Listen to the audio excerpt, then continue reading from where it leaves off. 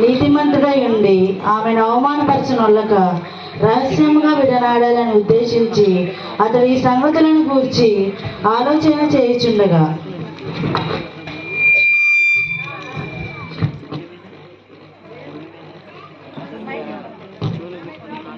దూత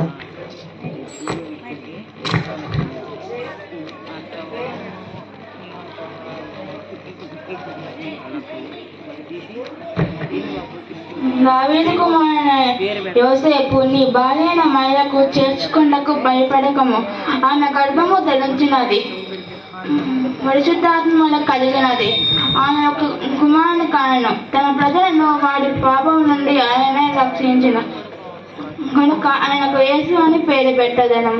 యోసేపు నిద్ర మేలుకొని ప్రభు